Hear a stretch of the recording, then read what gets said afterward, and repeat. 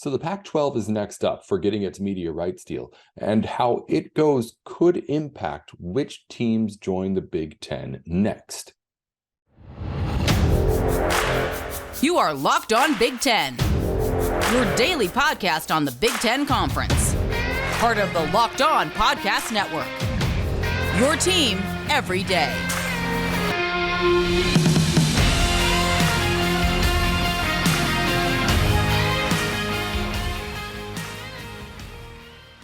Hey, you're listening to Locked On Big Ten. I'm your host, Nate Dickinson. Today's show is brought to you by FanDuel Sportsbook.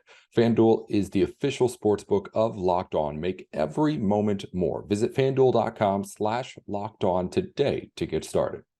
Coming up on today's show, we're going to talk a little bit about some media rights deal. Big Ten has its, Big 12 has its now, SEC is coming up soon. It's going to be a big money time soon, but there is still one conference up for grabs, the Pac-12. What happens to the former home of USC and UCLA, and what does it mean for the future of the Big Ten expansion and how the timeline could change? We'll get to that as well, and also, of course, cover another exciting night of basketball around the Big Ten.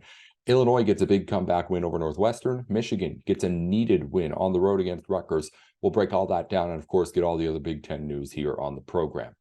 Let's start by talking about those media rights deals, though. As I mentioned, just about everyone in major college sports, Power 5 conferences, has their media deals wrapped up through at least the middle or start of 2030s, except the Pac-12, who is negotiating rights at this moment.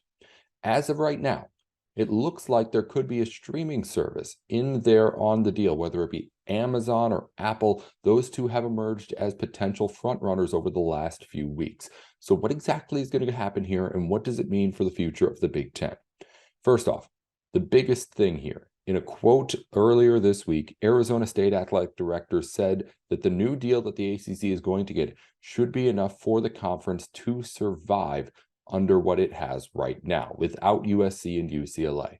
And that is big, obviously, because staying alive is the most important thing for a conference like the Pac-12 at the moment, for a number of reasons, though, not just because, of course, you want to keep things from falling apart. There's this kind of idea about streaming with sports. I've seen the take going around where there's been this narrative of streaming is not what's going to save college sports, because people are not going to those streaming sites as much as the other big places, and it's just going to create a bigger divide in the numbers between the Big Ten and the SEC and everybody else. So if the Pac-12 goes over to a streaming service, not only are you, of course, going to have upset fans, but you're also potentially widening the gap in how many people are watching your product compared to what is, at the moment, a superior product here in the Big Ten and over in the SEC. But this isn't about the numbers right now. As we mentioned, the point at the moment is to stay alive. And anyone who's talking about the numbers at the moment is not understanding what's going on here. These conferences are trying to grab as much money as possible to make sure that they can keep their schools happy and in the conference. That is the biggest thing. So whatever's going to throw you the best money right now, the best deal, is what's best for your conference. If Apple is willing to shell out to get into the game, let them. If Amazon wants to make sure that it has its spot as well as on Thursday Night Football in the college game too, let them. But you do not, under any circumstances, give up money to remain on, say, ESPN. There's no point in that. Not to mention, plenty of your games are just going to end up on ESPN Plus anyway. But the point here is to get this money. Yes, the people who said that streaming isn't going to save college sports, they're right. But the point right now is to just stay alive. And this deal, it looks like, is going to be able to keep the Pac-12 together long enough for them to at least try to figure out what they're going to do. Because that's what's most important for the moment. They're seeing what's happening around the country. They're seeing the way that potentially schools and conferences are realigning and even combining on a conference level to create these kind of big 20-team super conferences potentially. That's all stuff that the Pac-12 is trying to avoid right now. It wants to keep itself intact, and it believes that with this media rights deal, it will. Now, of course, what does that mean for the Big Ten? Well, first off, I think that this potentially lengthens the amount of time that we have to wait for more Big Ten expansion. Right now, you got 16 teams. You've got USC and UCLA. But if this is the price point right now, the Pac-12 is then going to keep itself afloat for a while longer, where if the Big Ten was really most interested in adding a Stanford or a Cal, that may have to wait a little bit longer than if this deal wasn't happening at the moment. So that's one thing. I think in general, we may be waiting a little bit longer to see a more Big Ten expansion, just given that at the moment, it's currently in flux here. There is money going into sports from all sorts of different angles on this media rights stuff.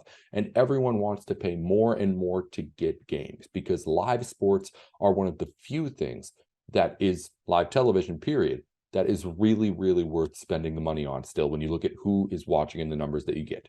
So when you have that, you have a kind of like the NBA salary cap exploding is kind of an equivalent of what's happening here.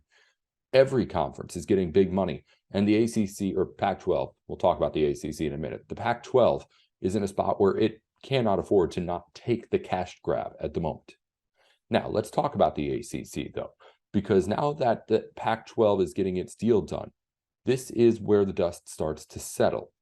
Every single major conference is going to have its deal figured out through at least 2030 and onward. The ACC is in easily the worst deal in college sports, and it's stuck in it all the way through the 2036 season. So then if the Pac-12 gets its deal done and is getting enough money to keep its schools, that may turn the targets over to ACC schools for poaching. SEC, Big Ten, either of them could go up and find value in schools in the ACC. We've got, obviously, if you're a basketball fan, Duke and North Carolina, but it's well known that basketball is not what makes these moves. You've also got those schools like Florida State, schools like Miami, schools that are legitimate football schools, and North Carolina has itself a plenty good football team from year to year as well.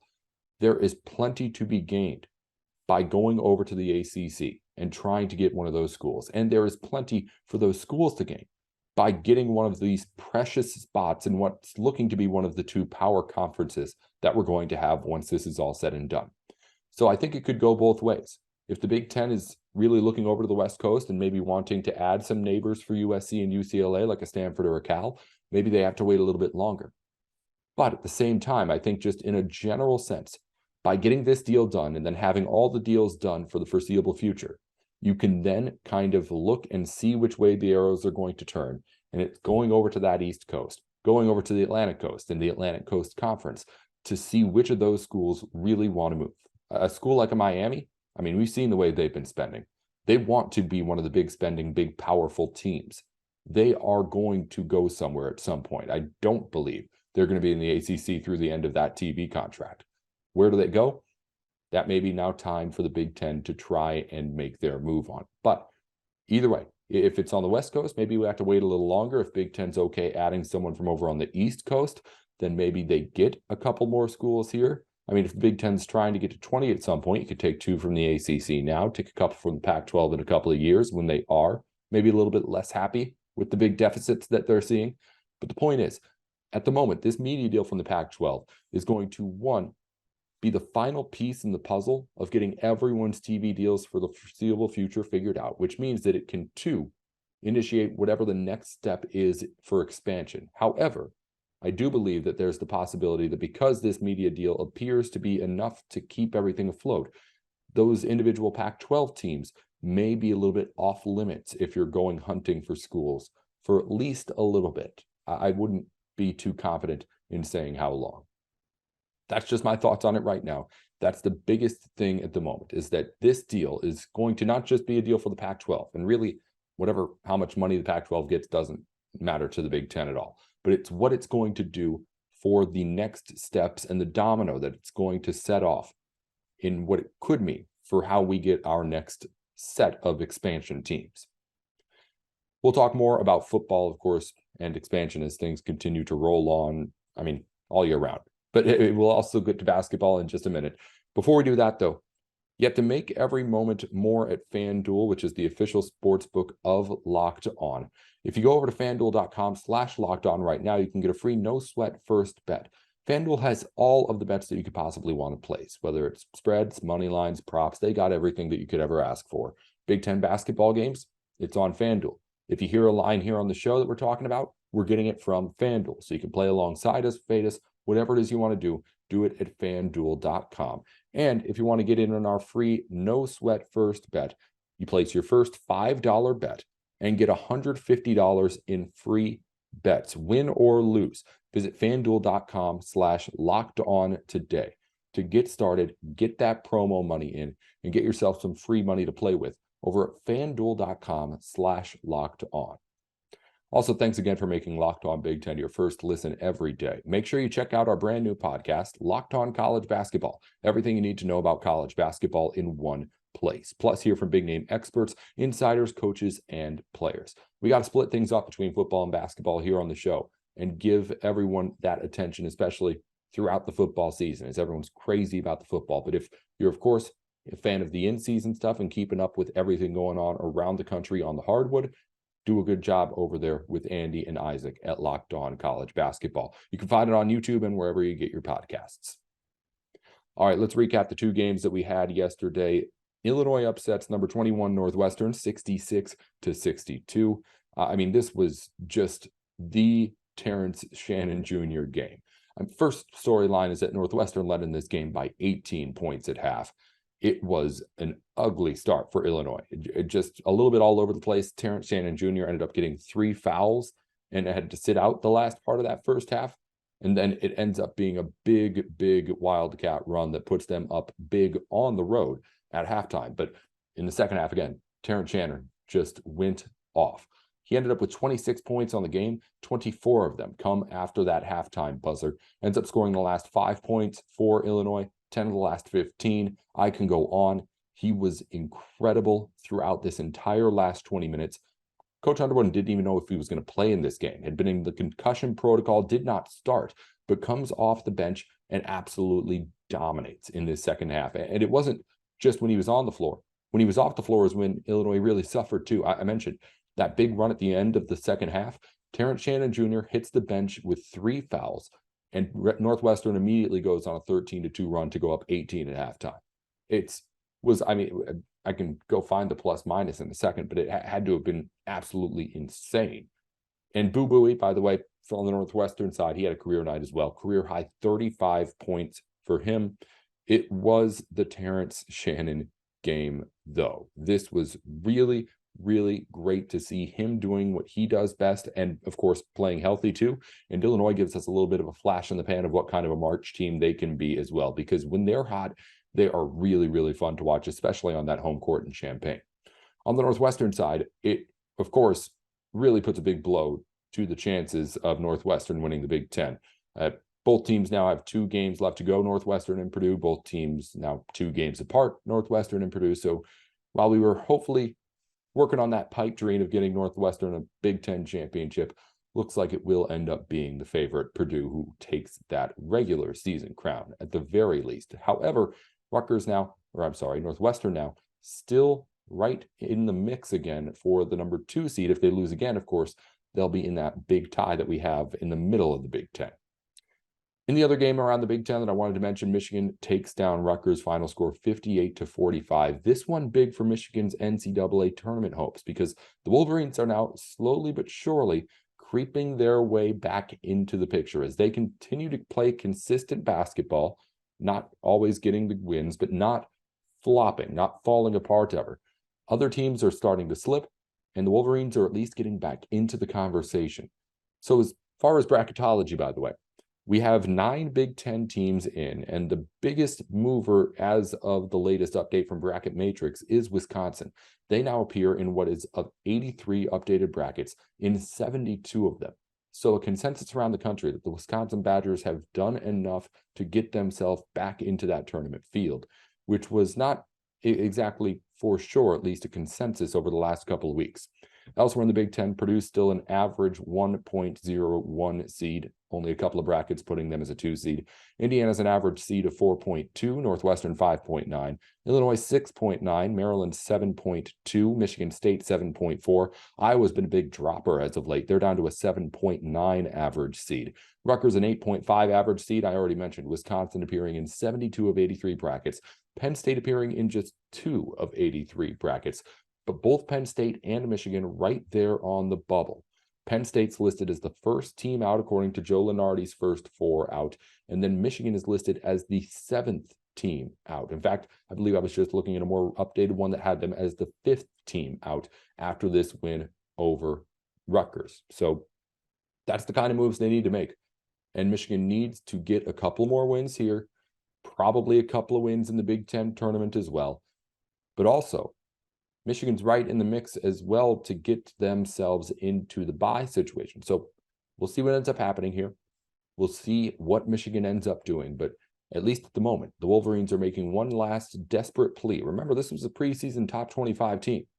They're going to make one more jump at trying to at least get into this field of 68. Meanwhile, Penn State sitting firmly right on that tournament bubble again. Not a whole lot of teams or brackets have them in, but they are right in the mix in that first 4 out in most projections that I looked over. So that's where we're at as far as Big Ten brackets go. That's 9 teams right there in it, if not firmly in. Wisconsin really the only team still on the edge and trending up with a 10th and potentially 11th still in the conversation here. I mean, this was something that we had talked about back in like January about potentially getting 10 or even 11 teams and how crazy that would be out of the Big Ten. But to be here on the end of February and still having a shot at it is something that makes things a little bit more interesting. We'll wrap things up today with news from around the Big Ten. First off, players of the week, of course, in women's track, Michigan's Brianna Bates is the track player of the week. In field, on the men's side, Wisconsin's Sam Coyle is the men's field athlete of the week. And in the women's field, Minnesota's Shelby Frank, women's field athlete of the week.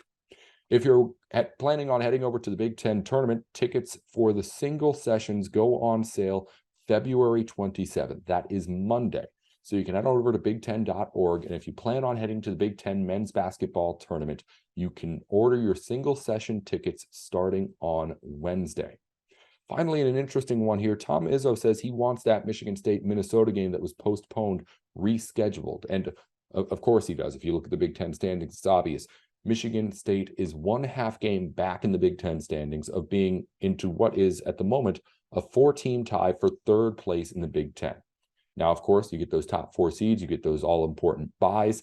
It would be huge for Michigan State to have that kind of an advantage. And Minnesota would be an almost assured win for Michigan State as well. So getting into that conversation, obviously big for the Spartans. And Tom Izzo said he wasn't confident that it would get rescheduled, but he does want to play that game. And I mean, if it is at all possible to get done, I have to feel like you have to try to get that game rescheduled because it's obvious how huge it is for the start of for the end of the regular season and the start of the postseason too. That'll just about do it for today on Locked On Big Ten. Thanks for making us your first listen every single day. For your second listen, check out Locked On College Basketball. Experts Isaac Shade and Andy Patton bring you everything you need to know on and off the court. Plus, hear from big-name experts, coaches, and players throughout the basketball landscape. Locked On College Basketball, available on YouTube and wherever you get your podcasts. I am Nate Dickinson, at Nate with Sports on Twitter. And you can follow our podcast, Locked On Big Ten, as well, on wherever you get your podcasts, on YouTube and on Twitter, at Locked On Big Ten. 10 when you type it out at the end, not TEN. Until next time, Nate Dickinson with Locked On.